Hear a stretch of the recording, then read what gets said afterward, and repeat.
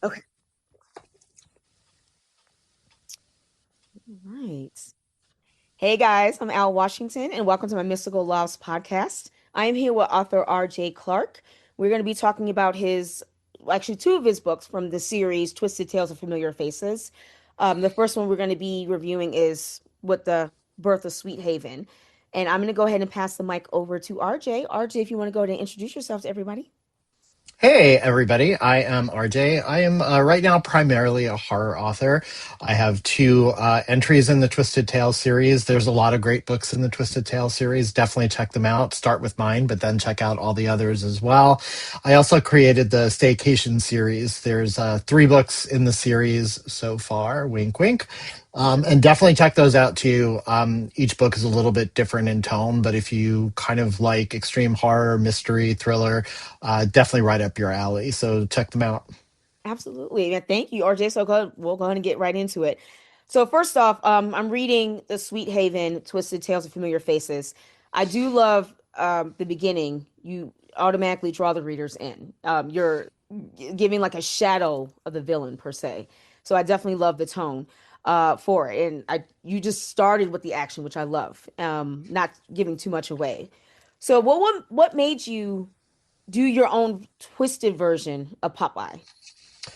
So a few years ago, I think it was about 2 years ago, a very low budget horror movie came out called Steamboat Mickey. So Mickey Mouse, the steamboat version of Mickey Mouse, went into public domain, and a couple of guys, very smart guys, jumped on that and made this low budget horror movie using that image of Mickey Mouse as the killer. A lot of people then jumped on the bandwagon and said, wait a minute, that's a great idea. I think Yeah. there's two other versions of the Steamboat Mickey horror movies. The publisher that I worked with, M for L Publishing, on the Uh-huh. Staycation series, they had approached me and said, this is a great idea. We want to jump on this. And these are the characters that are going into public domain next year.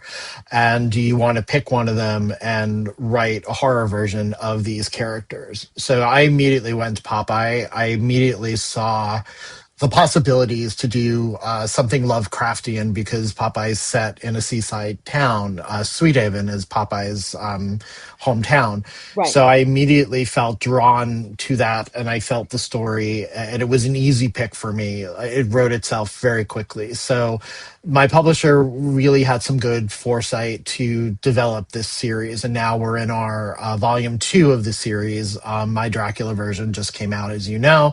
Right. So all of us have picked different characters and have put our own unique spins on them. Some more thrillery, some outright horror, some ghosty, some really good stuff. All of them are very different. Some really great spins. There's Don Quixote, Rapunzel, Scrooge. There's one for Scrooge as well. Some great stuff. But Popeye was a no brainer for me. I Yeah. saw the story before I even wrote the first word of it. Oh, nice. Yeah, definitely. But you definitely set it up definitely as a darker tone, like I said, within the book. It's like because, back then I gave it was like early 70s or 80s, Popeye was kind of like a cartoon, bright, cartoon show. And then doing it as a dark twisted tale to me definitely catches my attention and making it your own voice.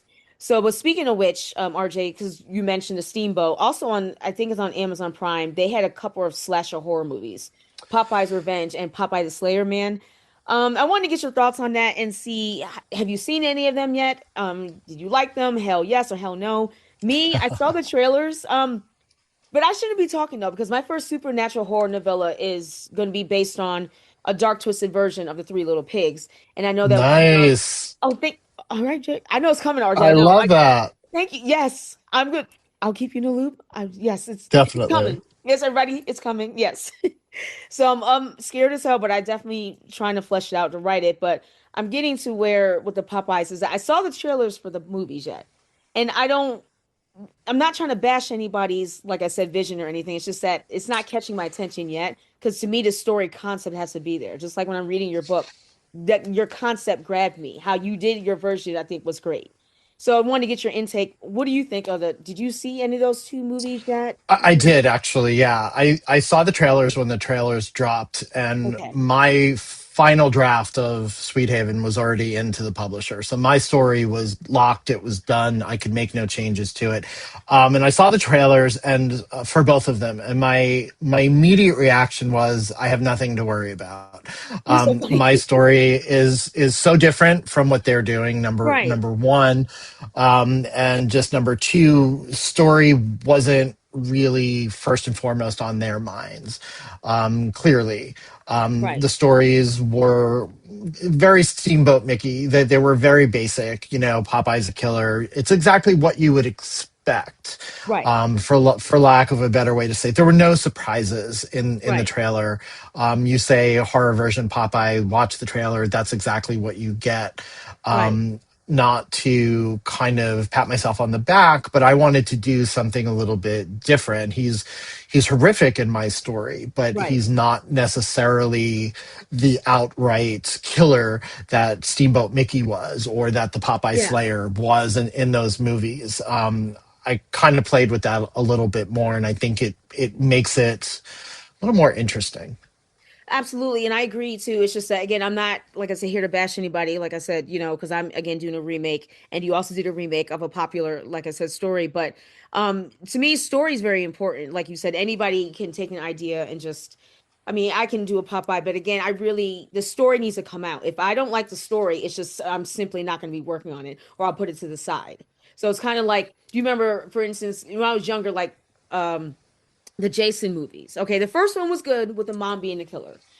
But after a while, no offense, they were getting repetitive. It was getting boring as hell, especially no offense, Halloween. It's the same, excuse my language, it's the same shit. He Yeah. killed random people to get to his sister. To me, that's boring as hell. When I was younger, it was, oh yeah, I love horror movies, which I still do. But maybe because I'm a writer, the story has to be there. I mean, anybody can sleepaway, not sleepaway camp, bloody massacre camp, part 7, or Jason goes to space. I don't. That's what I mean. It's just to me, Yeah. the story has to be there, and I don't want to just make it cheap. Because, like I said, with the piggy I'm working on, I can easily turn it into a 10-minute piece of just the killings and stuff. But I really want to take the time to flesh out the characters. And You have to. yeah, Anybody can write, a movie where a slasher just goes around killing people. yeah, It's not difficult. The audience is generally going to root for the killer. You make the killer somewhat interesting. You just have them go around killing nameless, faceless people, and a good portion of your audience is going to be happy. But what made Friday the 13th, the first one, and the second one to a large extent, and right, Halloween, interesting was there was a story, there was right, a character. The characters were, by and large, interesting for the most part. But, things get watered down, things get changed, and story yeah, becomes, less and less important. But story is everything. If you don't it have a is. story, you've got nothing. You don't have anything. Exactly. Yeah. Anybody could. That's well said, well been put. And with that, with my next question, I think you just answered it. What do you think the main ingredient is when it comes to doing a horror movie of a book, like a remake that you want to do? Like, what do you think the main ingredient people need if they're doing a remake of a horror If you're movie? doing a remake, I think there's a couple things that you have to do. You have to have a good story. You Yeah. also, if you're doing a remake or you're doing something like we'll talk about, I'll use Sweet Haven obviously as the example. Right. You have to stay true to the source material. There are things that an audience is going to expect. Yeah. You have to deliver on those things in some way, shape, or form. Whether it's a wink and a nod here, or a Easter egg somewhere else. But there are things that an audience expects in a remake. Now you can also subvert their expectations and go off a little bit differently and give them something new. But you have to give them, it's kind of like getting married. You have to give them something old and something new. It's the only way to appease everybody, because a remake in particular isn't for the original audience. A remake is for a whole new audience who would never watch or read the original material because it's old. Yeah. But a remake is going to be for a new audience who doesn't know the lore, who doesn't know that there's 12 other movies in the series or would never watch them. So really, you have to have some kind of unique spin to it that still stays, by and large, faithful to the source material. That gives you so many so many possibilities. You Oh yeah. don't have to just do what was done before. Right. You have to stick within certain parameters, which it makes it more fun. I agree. And also on a side note, as I said, as writers, but speaking of which, when you said that you want to try something unique and not using the same watered down shit, just like for instance, congratulations to Sinners, who they got the highest nomination for the Oh, Oscar. Yeah, totally, exactly. totally. On a side note, because not because of that, it's to me it was a natural, raw, different type of horror film, especially dealing with racism, etc. But it was different, is unique versus as just doing another franchise of like, you know, Jason or Freddy. So that's yeah, exactly what we're talking about. It also goes with movies as well as books. So I agree. I mean, 100%. yeah, And Sinners knocked it out of the park. It yes, they took did. a vampire story, it took it, subverted it, defied expectations, and did something new with something that could have been very formulaic. So Absolutely. kudos to them. They deserve every nomination. Right. I was surprised by the film, frankly, and I was blown away. And still, Yeah. it earned every single nomination. Like it's fantastic, and I'm glad a horror film got that much recognition. Ab Frankly. oh, absolutely. Yeah, definitely. So win or lose, when Oscar night comes, you guys already won. It was fantastic. Soundtrack, diversity, like I said in the movie, I thought it was just fantastic. Absolutely. Yeah. So, Agreed. yeah, absolutely. How was it creating your main character, Chase, the detective in Sweet Haven? Was it a challenge and also for your villain? How was that? So I'll start with Chase M Down. If you get what I'm doing there, he was a lot of fun. Mhm. Essentially, I watched a lot of old detective movies, and I read a couple of Dashiell Hammett novels, the Thin Man novels, Maltese Falcon, because those stories are mostly narrated in the first person, like Sweet Haven is. So you get Right. your hard boiled detective, and I wanted the rhythm of those stories. I wanted the language of those stories. Once you've seen a couple of those films or read a couple of those books, it's just right there. They're all the same. Absolutely. You kind of I wanted to take the mold of a detective and put a Lovecraft spin on it. You know, the whole town has a Lovecraft spin on it. Absolutely. So it wasn't hard to kind of do that, but it was a lot of fun to kind of create a character that was in the mold of Humphrey Bogart and all those classic detectives from the 30s, 40s, and 50s, all those old black and white films, Yeah, which I loved as a kid. I still do. absolutely. Um, so I had a lot of fun molding him after like childhood inspirations. The villain question is a little tricky to answer, Of but I will do my best. course. It was a lot of fun to envision nightmarish versions of the world of Popeye. So it was really fun to take this really nice, beautiful, sunny seaside resort town that is Sweet Haven and make it a dark, moody, noirish place that then That's gets right. infected and turns into a Lovecraftian nightmare of a village.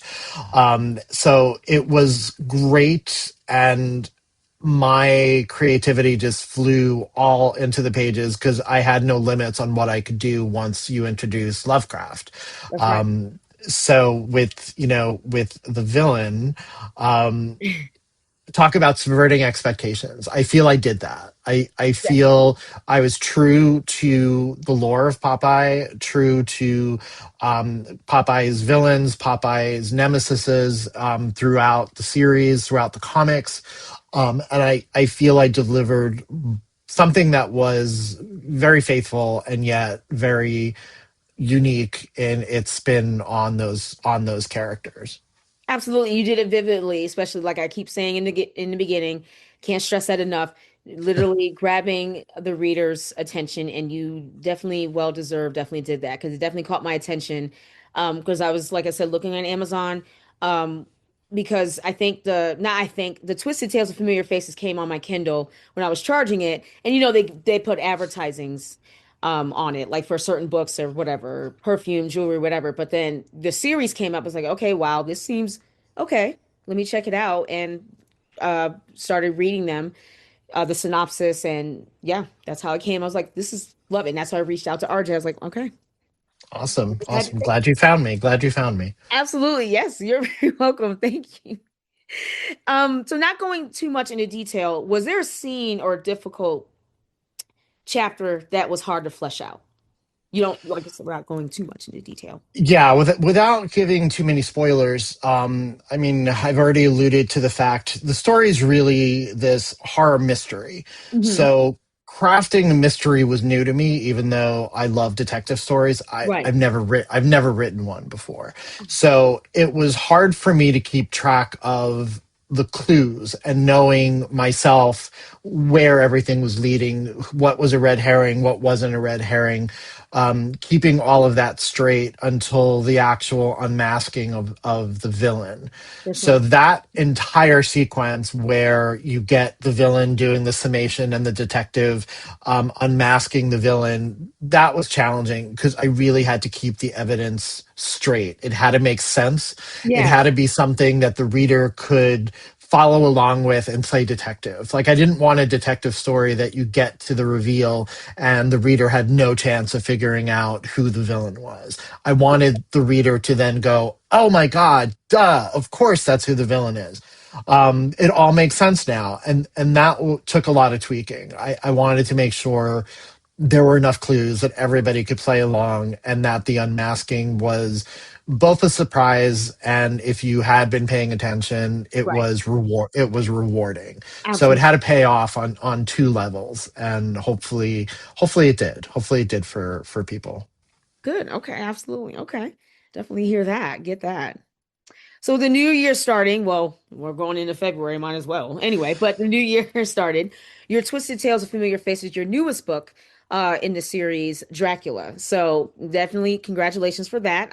Awesome, thanks. You're very welcome. I know it a lot, like I said, going on. We all got, like I said, a lot of stuff going on, balancing with our personal lives as well as work or whatever, etc.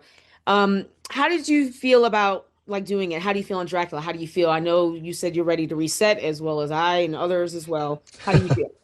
So, Dracula was an interesting thing because I knew we were doing a second series of Twisted Tales. right.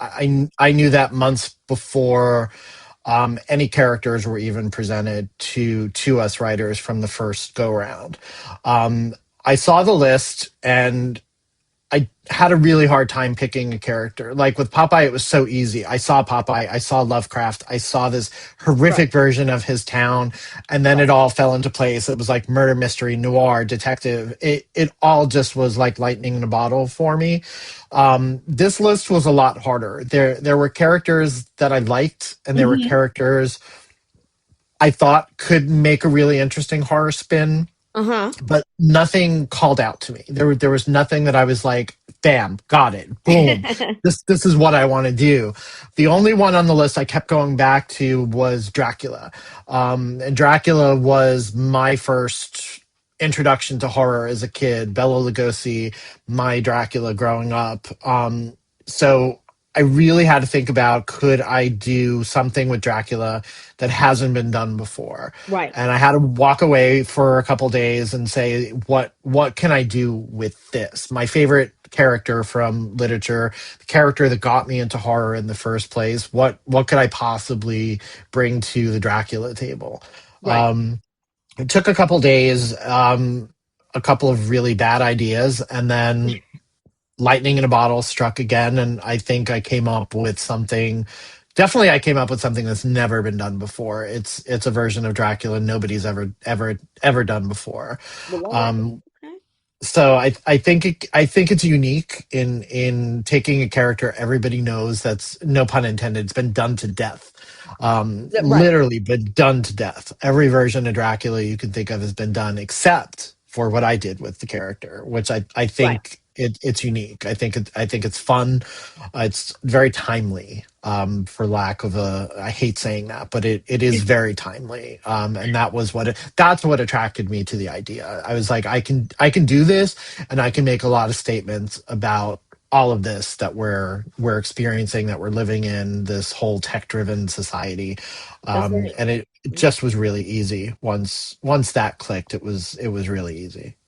Well, RJ, I'm glad that you said that because I mean, I'm glad you still got the book out because I know what you mean. Like Dracula has been done, like a lot of adaptions and retellings, audio, movies, theater, books, whatever. But I'm glad you still got it done because you could have been like, well, everybody else is doing it, or this has been done before. I'm not even going to try. I mean, that's how I felt too, again, when I'm writing my first book off, based off, Piggy Piggy, Three Little Pigs. But it's like, this is your version, Miss Washington. So this is your version, your voice. You're still going to do it. Because there's another version, uh, Piggy's coming out, I think, next month for somebody, another author. I'm like, now I'm getting discouraged. I was like, no, no, you are going to write it. This is your version. So, like I said, just like when, Be true to your vision. Yeah, yeah, even if there's two versions of that Popeye horror movie. There's right. at least two, I think it's three versions of Steamboat Mickey as horror films. Okay. You can do the same thing. You can do the same character, but it's your version of the character. It's not going to be what anybody else is doing.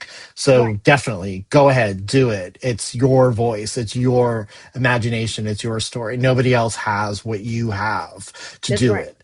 And that's what makes them all unique. Some are, just intrinsically, some are better than others. Some hit the Right. marks of being a good story more than some others do. But, by all means, everybody get your stuff out there. You got a vision, do it. You'll find an audience. It may not be me. I may not be the person that says, oh, I love this, this is fantastic, I need to sit down and watch this movie, but somebody Right. else will.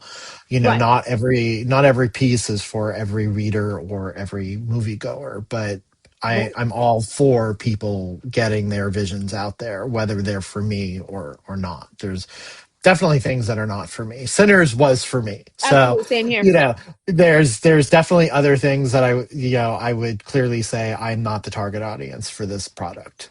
Right. I agree. Just like if somebody want to open their own pizza joint, same thing, different flavors, unique taste on it. So absolutely, I agree. So that's all I Totally. just, yeah, exactly. So I'm proud of you. Like I said, happy for you. Use your own version of Popeye as well as Dracula. So absolutely, kudos and congratulations again. Awesome. What Thanks. You're very welcome.